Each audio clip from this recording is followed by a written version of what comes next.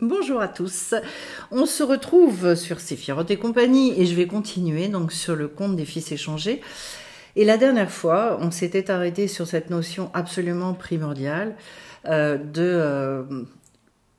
du jour qui rit, mais à faire trembler les arbres jusqu'à les faire tomber, puisqu'il est dit effectivement que ça brise les arbres, c'est-à-dire autrement dit, c'est briser les arbres, c'est quoi? C'est qu'en fait toute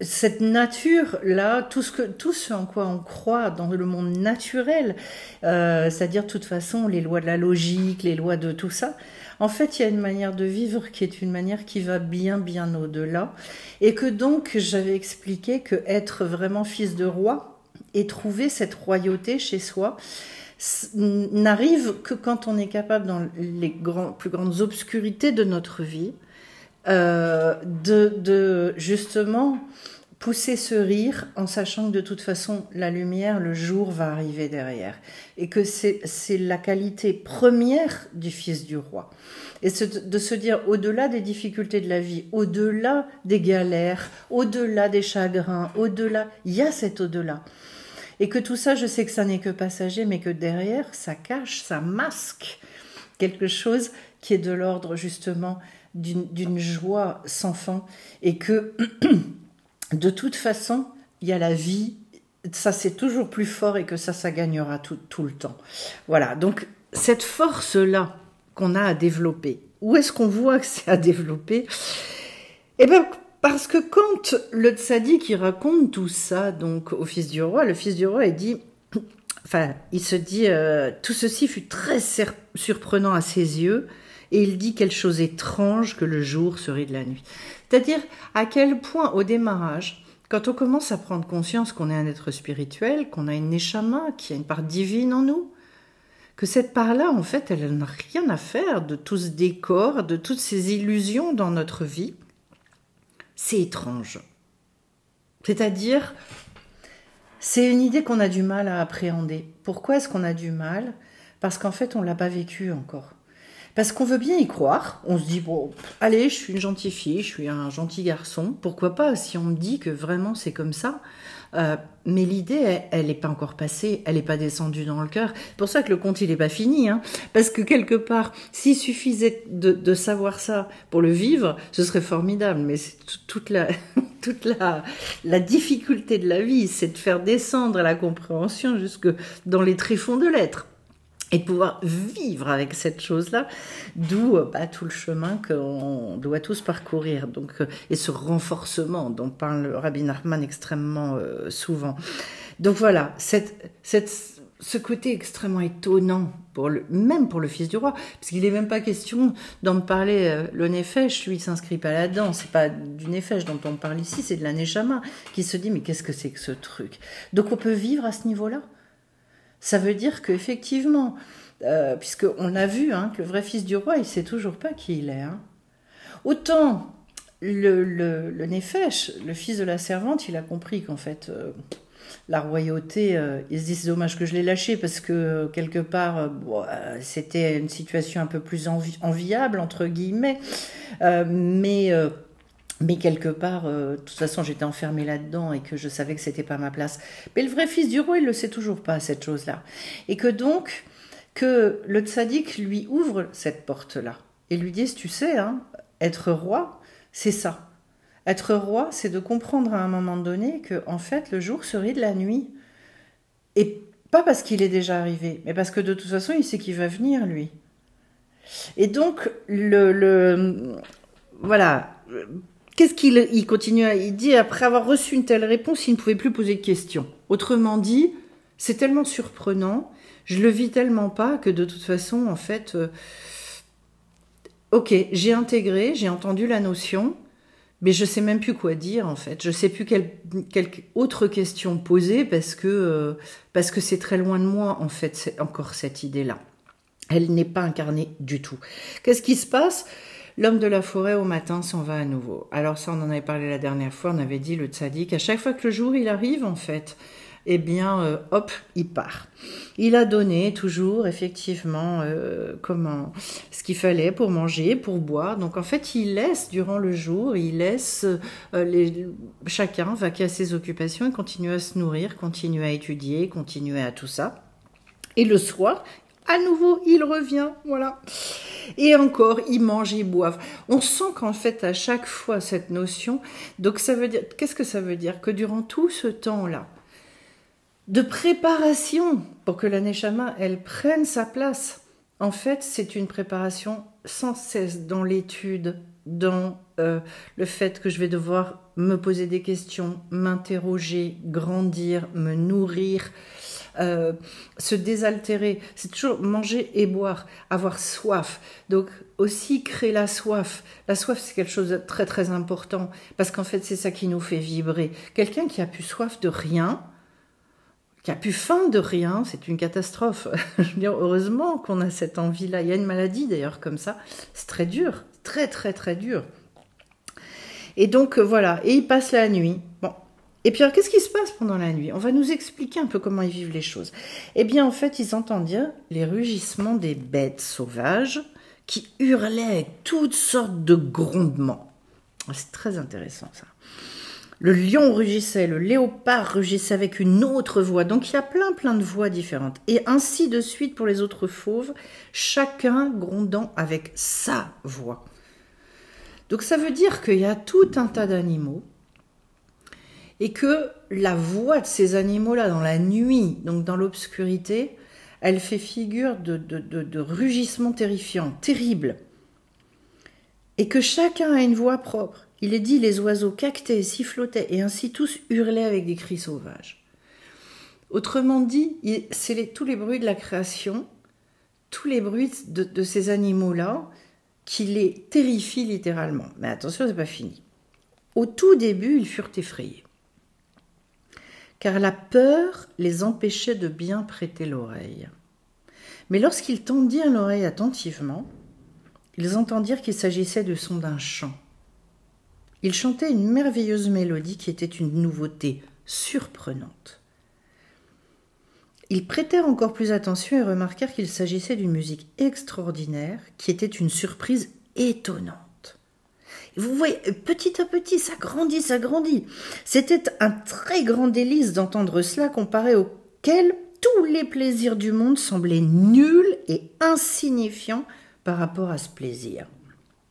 Ils convinrent entre eux qu'ils resteraient ici, puisqu'ils avaient à manger et à boire, et tiraient ici un immense plaisir d'une telle découverte par rapport à laquelle tous les plaisirs du monde semblaient nuls. Alors il y a un retournement de situation absolument incroyable. Tous les bruits du monde, tous les bruits de cette nature, au début qui semblent si terrifiants, tout ça pourquoi? Parce qu'en fait, ils sont mus par leur peur. C'est-à-dire que, déjà, il y a une mauvaise interprétation. L'oreille, elle n'est pas du tout faite à cette mélodie du monde. Ce qui, au début, apparaît comme des cris, des hurlements, va finir par se transformer en une mélodie qui, au début, elle est douce, elle est, voilà, c'est un chant, et puis c'est une merveilleuse mélodie, qui est une nouveauté surprenante d'ailleurs, c'est-à-dire en fait ils n'ont pas du tout l'habitude, ils ne la connaissent pas cette mélodie. Et combien nous sommes à entendre les hurlements d'un monde et à prendre ça pour une espèce de cacophonie absolument épouvantable et de se dire c'est quoi tout ça en fait? Le monde n'a aucun sens, tout ce qu'on entend c'est désespérant, les gens se comportent mal, tel il a fait telle chose et c'est une horreur, et qu'en fait on ne comprend pas la mélodie de ce monde, on ne la comprend pas du tout, mais vient quelque chose qui est au sein de tous ces hurlements, au sein de cette nuit, petit à petit, et quand l'oreille se fait, ils vont entendre à ce moment-là quelque chose qui est complètement différent. C'est-à-dire une lecture du monde qui n'est plus du tout la même. Et là, je vous invite véritablement à aller voir la vidéo que j'ai faite sur le mois d'Adar, parce que très clairement, ça explique ce renversement. Donc, en fait, c'est leur perception qui n'est plus du tout la même. et de se dire, alors la mélodie surprenante, c'est aussi un discours, je dirais, enfin, une sagesse qui va nous permettre de transformer notre oreille et de percevoir que ce qu'on prenait autrefois pour des horreurs et des cris de bêtes sauvages, eh bien que petit à petit, en fait, c'est une mélodie fabuleuse. Comment est-ce qu'on peut transformer les choses à ce point-là? Tout simplement parce qu'en fait, on prend conscience que nous, on entend les choses par le filtre de nos peurs, de nos terreurs, d'une manière de voir le monde uniquement dans son obscurité, pas du tout dans sa lumière, de ne pas percevoir le sens des choses. Mais que quand on perçoit le sens des choses, je vais prendre un exemple tout bête, puisque maintenant on a un tout petit peu de recul, tout rikiki, mais je vais vous prendre un sens tout bête, c'est ce qui s'est passé avec le Covid, toujours la même chose.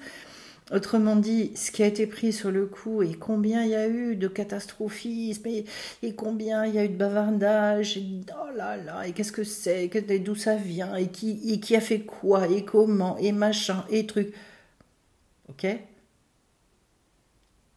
Au bout du compte, en fait, c'est chacun dans son appréhension de la chose. Alors, ceux qui ont pris effectivement tout ça comme des hurlements de bêtes sauvages, ça a été une catastrophe dans leur vie. Et il y a des gens qui l'ont vraiment traversé comme ça.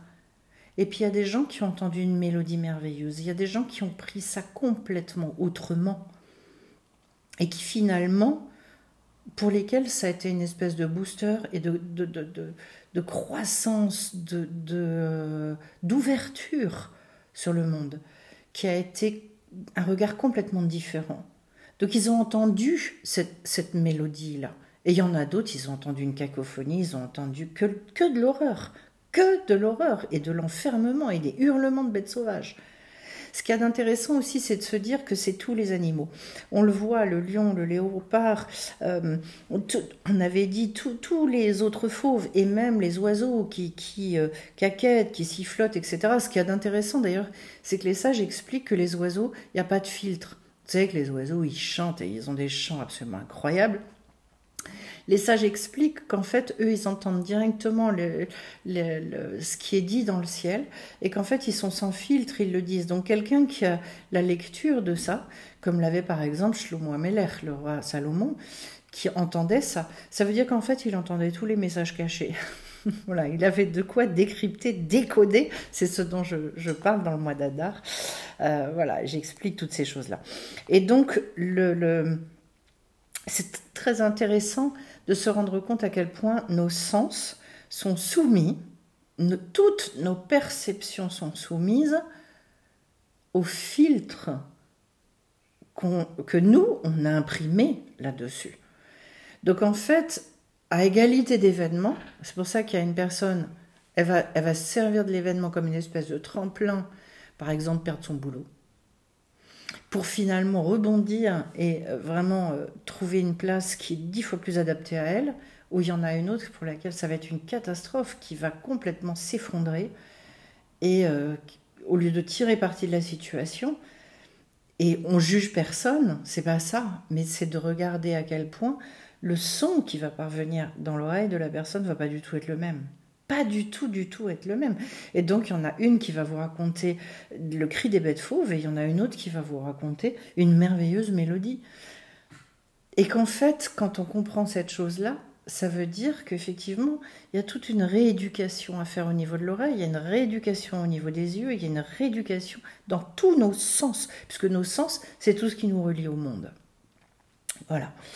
Donc, alors, on voit cette espèce de grossissement. Plus ils prêtent attention. Alors, ce qu'il y a d'intéressant, c'est que, en fait, au début, voilà, il y avait la peur qui les empêchait de bien prêter l'oreille. Ils commencent par tendre l'oreille attentivement. Donc, je fais attention.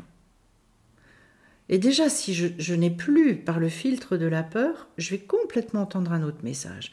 Et puis, ça grandit. Ils prêtèrent encore plus attention. Jusqu'au moment où ils arrivent au fait de se dire, en fait, c'est un grand délice, ce truc-là. C'est un tel délice qu'ils disent, comparé au plaisir du monde, en fait, les plaisirs du monde, ça me semble nul et insignifiant.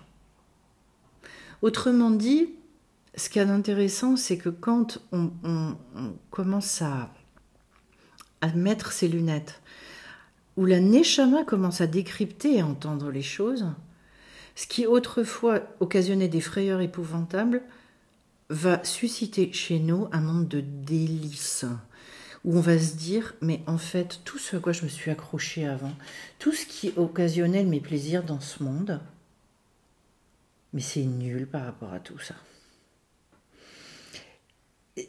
La recherche, je dirais que le sens que va prendre notre vie, les objectifs, tout se redéfinit en fait. Vous comprenez pourquoi ça prend du temps aussi, en fait, cette chose-là. Alors ils se disent, on va rester là, hein, parce que finalement, on est comme des coqs en pâte, on nous donne à manger, à boire, on est nourri à satiété, on est pris en charge, tout est super. Et qu'on a en plus, on a découvert un truc qui nous a offert un tel plaisir inouï qu'on n'a aucune raison de bouger en fait. On veut rester finalement dans la maison du tzaddik, on veut rester dans cet endroit où on est complètement, comment, je dirais, on se sent protégé, le sens de notre vie, il arrive, c'est un havre de paix, un havre de sécurité, un havre de protection, énorme. Toujours la même chose, c'est l'esclave qui à ce moment-là convainc son maître de demander de quoi il s'agissait. Parce que, on l'a dit, le Nefesh, il ne peut pas poser la question au tzaddik. C'est via la Neshama que les choses se font. Et voilà. Et donc, c'est quoi cette question de quoi il s'agissait? Alors, il va y avoir une parabole qui va arriver qui est absolument énorme. Il posa la question et l'homme de la forêt répondit « Étant donné que le soleil a fabriqué une parure pour la lune, donc un vêtement, toutes les bêtes de la forêt ont décidé, puisque la lune leur rend de tels services, car le règne des bêtes sauvages s'exerce principalement de nuit. En effet, il leur arrive de devoir se rendre en terre habitée, ce qui est impossible de jour. L'essentiel de leur règne s'exerce donc de nuit. Or, la lune leur rend alors un tel service en les éclairant de nuit. Elles ont donc toutes décidé de créer une nouvelle mélodie en l'honneur de la lune. C'est cela la mélodie que vous entendez. Alors, on va décrypter un peu, puis je vais y revenir un peu, parce que c'est... Voilà. C'est quoi cette mélodie-là? On est en train de nous expliquer que en fait c'est la mélodie des bêtes sauvages qui remercient la lune. Pourquoi? Parce que la lune les éclaire de nuit. Pourquoi est-ce que c'est important qu'elle soit éclairée de nuit? Eh bien, tout simplement parce que elles peuvent pas aller en terre habitée. Autrement dit, elles ne peuvent pas se rendre là où les hommes règnent, là où il y a toute l'activité de ce monde. Elles ne peuvent pas s'y rendre à partir du moment où elles ne sont pas éclairées. Et comme effectivement elles n'y vont que de nuit, elles ont besoin de cette lumière de la lune. Et donc, elles veulent remercier la lune du fait qu'elle les éclaire même de nuit. Qui a créé cette lumière à la lune? C'est le soleil qui crée les vêtements pour la lune. On le sait puisque c'est la lune qui reflète finalement la lumière du soleil. Autrement dit, ça veut dire quoi tout ça pour décrypter? Le soleil va représenter le tzaddik qui va effectivement nous donner des vêtements. Le soleil, ça peut représenter aussi, on peut le voir également comme étant Hachem lui-même, Dieu lui-même, qui nous donne les vêtements.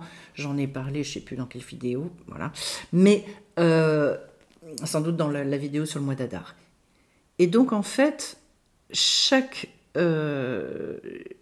jour, pour chaque personne, Hachem ou le tzaddik nous habille, il nous donne un vêtement, il nous fait une parure. Nous, on est la lune. On est la lune parce qu'on est chargé de refléter tout ce soleil. Et donc les animaux sauvages, ils remercient. Ils chantent une mélodie absolument extraordinaire. Autrement dit, les animaux sauvages, ça peut représenter à la fois toutes les néfachotes, c'est-à-dire en fait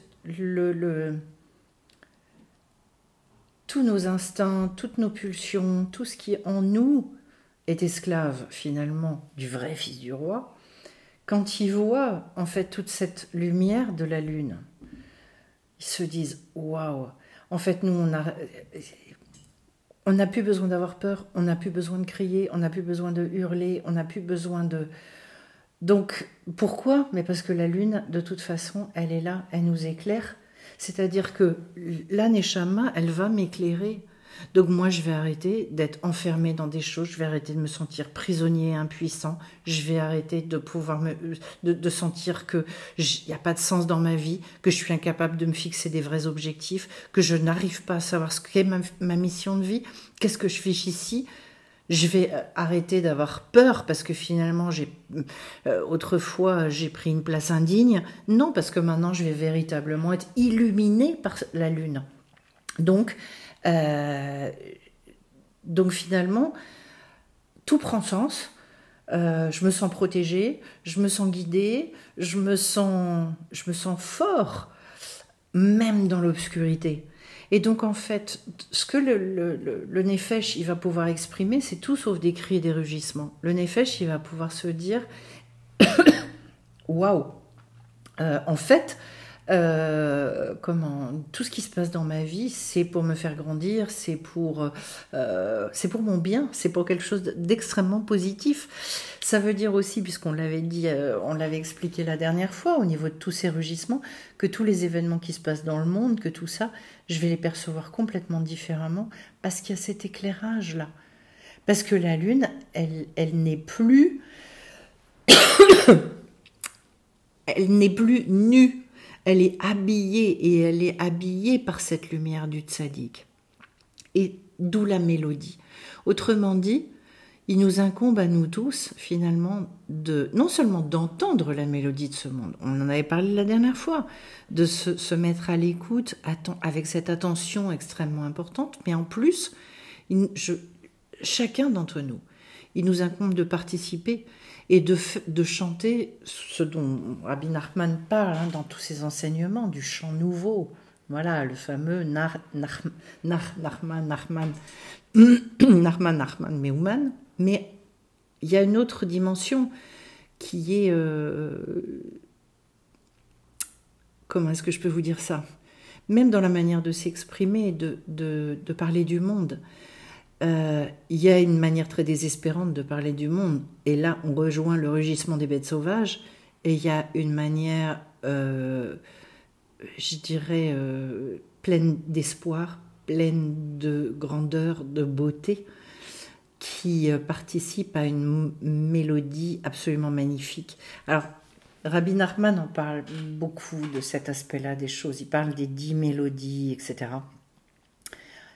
En tout cas, chacun d'entre nous, on a une mélodie spécifique à chanter, on a une voix spécifique qui est aussi la marque de notre personnalité, de ce qu'on est venu exprimer dans ce monde, et que c'est pour ça que chacun doit avoir une voix, et chacun doit exprimer sa voix propre, trouver le moyen de, par quel biais est-ce que ça va passer, et... pour créer finalement une espèce de symphonie merveilleuse, magnifique. Alors soit on le fait de manière tout à fait inconsciente, sauf qu'on le fait à la manière rugissement des bêtes sauvages, ce qui va consister à beaucoup râler, beaucoup tempêter, et que donc ça veut dire que chacun après va devoir écouter derrière, mais il va y avoir un décodage extrêmement important à faire de la chose, soit au contraire, on va chanter cette mélodie nouvelle, surprenante, qui va être une mélodie en lien avec tout cet espoir de la délivrance, etc., etc. C'est la mélodie en l'honneur de la lune. Il faut quand même que vous compreniez qu'il y a toute une parabole fabuleuse sur la diminution de la lune. Pour ceux qui la connaissent, en fait, déjà la lune, savoir que ça représente en fait tout le peuple des, on va dire, alors bien sûr dans la tradition juive on parle du peuple juif. Moi j'y inclus aussi tous les Bnei Adam, c'est-à-dire en fait tous les descendants d'Adam, c'est-à-dire tous ces gens qui sont sur ce chemin spirituel, qui travaillent et qui veulent aller à la rencontre de leur Neshama justement, donc qui sont réveillés là-dedans. Et la lune, elle a accepté de se diminuer, mais viendra un moment où il est dit que Hachem, par rapport à ça, opérera une réparation, c'est-à-dire que la lune reprendra sa véritable grandeur. Comment est-ce que cette lune, elle va reprendre sa grandeur? elle va reprendre sa grandeur d'abord parce qu'elle va prendre conscience que c'est le soleil qui l'éclaire. Parce que de toute façon, par elle-même, c'est pas elle qui brille. Mais en revanche, elle va reprendre sa taille initiale le jour où justement chacun d'entre nous, on va prendre conscience aussi de notre véritable grandeur. Parce que si, pour l'instant, il y a ces phénomènes d'inversion, c'est parce que nous n'avons absolument pas conscience de qui nous sommes. C'est pour ça qu'en fait, Rabbi Nachman dit, si toutes ces personnes qui ont justement une neshama, si chacun prenait conscience de ça et connaissait son identité profonde, même pas en rêve, il pourrait continuer à fauter. Qu'est-ce qu'il veut dire par là? Ça veut dire qu'en fait, si on prenait conscience et qu'on chérissait notre identité, on n'aurait à cœur qu'une chose, c'est de la laisser s'exprimer, c'est de la laisser vivre, de la laisser s'épanouir. Tout est basé véritablement dans notre vie sur un principe d'ignorance, d'où la nécessité énorme d'étudier pour petit à petit réinformer à l'intérieur et arriver à une émouna totale et complète de tout ça et réussir à le vivre au jour le jour de façon extrêmement concrète. C'est pour ça que le chant est quelque chose de primordial. Alors ça me touche beaucoup puisque moi, toute la première partie de ma carrière professionnelle, je l'ai faite dans la musique et le théâtre. Et donc, il y a effectivement cette nécessité de comprendre qu'en fait, on doit créer cette mélodie-là. Alors, en chantant, c'est extraordinaire, mais que déjà, dans notre manière de parler, de nous exprimer, de nous comporter, d'agir, ça participe à cette énorme mélodie du monde. Et de comprendre à chaque fois qu'on ouvre la bouche qu'en fait, est-ce que moi je vais pousser le cri et un cri de rugissement de bête sauvage, ou est-ce que je vais créer une symphonie magnifique? Quelle sera et qu'est-ce qui va rester comme trace dans ce monde? Vous savez qu'en fait, comme tout est vibratoire, hein, à chaque chose que l'on dit, ça perdure, et ça perdure extrêmement longtemps. Donc il faut faire attention aux paroles qu'on prononce, bien évidemment. Et je continue un petit peu. Quand ils surent qu'il s'agissait d'une musique, ils redoublèrent d'attention. Donc vous voyez que plus ça va et plus en fait l'attention doit se développer. C'est quoi redoubler d'attention en fait? C'est faire grandir notre conscience. Toujours plus consciemment, dans l'idée première dont on avait parlé du fait que de toute façon, durant l'obscurité, au moment où l'aube va se lever, il y a cette espèce de grand rire qui est poussé, c'est le jour qui pousse le rire. C'est cette conscience-là, redoubler d'attention par rapport à ça. Tant qu'on n'a pas conscience de ça, d'ailleurs, il y a une chronologie dans le conte, c'est intéressant de se rendre compte que il n'en arrive à la possibilité de ne plus avoir peur des rugissements, des fauves, qu'à partir du moment où on les a déjà je dirais, informés, qu'on leur a enseigné l'histoire du jour qui serait de la nuit. Avec le fait qu'à un moment donné, la nuit perde son nom. Donc, tant qu'on n'a pas commencé à prendre conscience de cette chose-là, on continue à être enfermé dans la frayeur. Et donc, la nouvelle mélodie, on ne peut pas l'entendre. Je continue. Ils saisirent donc qu'il s'agissait d'une musique douce et merveilleuse qui était une très grande nouveauté. L'homme de la forêt leur dit « En quoi est-ce une nouveauté pour vous ? Eh bien quoi ?» Elle est extrêmement étonnée. Je ne vais pas aller plus loin, je continuerai après. Ils s'étonnent de leur étonnement. C'est-à-dire, ce qu'il est en train de leur dire, c'est « Mais pas... » Vous avez été élevé par qui? On vous a raconté quoi dans votre vie? Comme si finalement, c'est vous dire aussi le changement de paradigme. Et je crois que c'est une chose dont on doit prendre conscience. C'est qu'on a été pétri de bêtises en fait. C'est pour ça qu'il y a un besoin de renouveler complètement notre intelligence. C'est tout ce que Rabbi Nachman appelle les mochines de restriction. Donc en fait, les mochines, c'est cette intelligence, la véritable sagesse, voilà. Soit on est des sots complets, Parce qu'en fait, on est dans les moorines de restriction, c'est-à-dire on va réfléchir à que des choses qui enferment. Soit au contraire, on va avoir les moorines de largesse. Et il dit, en fait, quand on est dans ces moments-là, ce qui arrive beaucoup, quand on arrive à vraiment prier avec beaucoup de concentration ou des choses comme ça, on ressent à un moment donné une appréhension du monde qui se libère, qui est complètement différente. Le cœur s'ouvre. Il dit qu'il faut profiter de ces instants-là, il faut énormément profiter de ces moments, parce que c'est le moment pour renouveler l'intelligence et aller rechercher quelque chose, une manière de voir les choses et de comprendre les choses qui va être complètement différente. Voilà.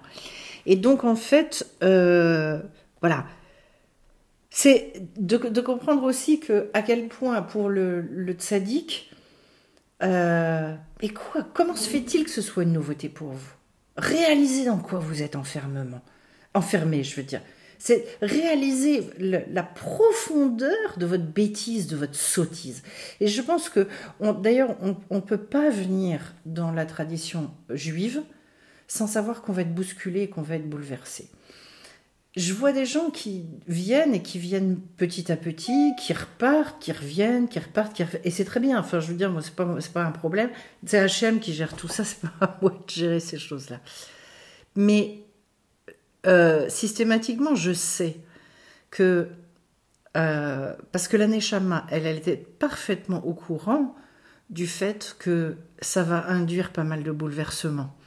Et que donc, il y a une réinformation extrêmement puissante qui s'opère au fur et à mesure, et que instinctivement, le Nefesh, il peut avoir la trouille de cette chose-là. C'est pour ça qu'en fait, on peut se dire, c'est intéressant, c'est bien, ça fait partie de ma culture, ah ouais, c'est pas mal, bon.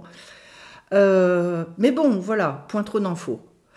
Autrement dit, vient un moment où quand on embarque, je dirais qu'on sait que c'est une aventure qui ne s'arrête pas. Et on sait que le jour où vraiment on monte dans le bateau, ben c'est bon, allez hop, voilà, on est parti. Et donc faut pas s'en vouloir. Il y a un temps et il y a un moment pour ça. Et de savoir aussi que ce temps-là, en fait, là-haut, ils le connaissent très bien. Donc c'est pour ça que voilà, aussi bien Hachem que le tzaddik qui est en charge de nos âmes, etc., etc. Donc, juste de reconnaître et de repérer ça chez vous, et de savoir à un moment que c'est tellement surprenant, c'est tellement étonnant, qu'on pressent intuitivement que ça va être un tel renouvellement et un tel changement de paradigme qu'à des fois on se dit « oh, mais il y a un petit confort quand même à rester là-dedans ». Et j'en profite pour vous dire pourquoi est-ce que justement on en vient à vivre des périodes d'obscurité assez intenses et pourquoi il y a des resserrements terribles. Pourquoi est-ce que la Géoula, la délivrance, elle ne peut pas se passer sans les contractions, sans des moments vachement difficiles? Ben, c'est à cause de ça. C'est parce que finalement l'être humain il aime bien son petit confort. Oui, bon, j'ai peur la nuit, mais bon, voilà. Tant que c'est supportable. Jusqu'au moment où ça l'est plus.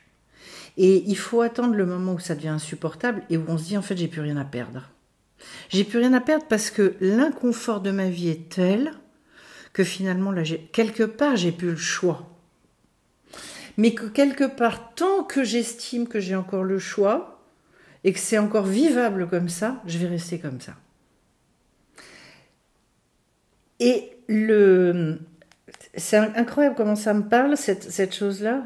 Le fait que le tzaddik, il vient vous réveiller, il vient nous réveiller comment? En nous disant, comment ça? Cette mélodie-là, c'est une nouveauté à ce point pour vous. C'est-à-dire, vous avez été à ce point loin de vous-même, que jamais vous n'avez réalisé que ça existait, ce truc-là. Mais vous étiez où? Mais où est-ce que vous étiez paumé, quoi? C'est aussi comme un électrochoc pour faire réaliser à ce moment-là, au Dorma, là, pour leur faire réaliser à quel point ils se sont paumés, ils se sont noyés, ils étaient mais dans la pampa la plus complète. C'est-à-dire, mais la vraie vie, pourtant c'est exactement ça, la vraie vie c'est une mélodie merveilleuse, la vraie vie c'est une nouveauté permanente. Mais où est-ce que vous avez vécu pour pas savoir un truc pareil? Et ça, Oui, c'est comme si ils prenaient là les deux, je sais plus comment ça s'appelle là, pour faire les électrochocs quoi. C'est réveillez-vous les gars à un moment donné. Mais jusqu'où vous étiez endormis pour pas savoir un truc pareil et pour être planqué dans vos peurs en entendant un fauve machin et de vous dire ah tout ça c'est horrible c'est horrible. Non non voilà. Bon bah écoutez voilà j'ai été vraiment inspirée sur cette partie-là parce que j'ai l'impression que sans doute ça va parler à certains. Et puis ben, on continuera après, naturellement. Je le dis rapidement, Atelier des Lunes, vendredi 28 à 19h. Pour ceux que ça intéresse sur le mois d'Adar, nouvelle énergie à mettre en place. Là, on va quitter le mois de Shvat. Ensuite, invitation Zoom sur la fête de Pourim pour ceux que ça intéresse mercredi prochain. Mercredi donc 5 mars à 19h aussi. Vous me faites une demande, je vous envoie un lien Zoom. Formation sur la Teshuvah. Retrouver sa puissance par la Teshuvah à partir du 4 mars. Voilà, ça fait partie aussi des formations tout à fait fondatrices pour se relever, se remettre debout. Le concept de la Teshuvah est un concept principal dans la tradition hébraïque. Et puis donc le stage sur l'équilibre émotionnel au mois d'avril. Je précise et je spécifie que je vais refaire bientôt aussi un coaching de groupe. Donc je reviendrai vers vous également là-dessus pour continuer dans l'exhortation, l'encouragement. Je dirais, vous savez, les coachings de groupe, c'est toujours pour remettre de l'énergie. Voilà, et je vous donnerai le thème très vite. Merci à tous ceux qui interagissent au niveau des vidéos, c'est toujours très très sympa. Et puis on se retrouve bien vite sur la chaîne. Bye bye.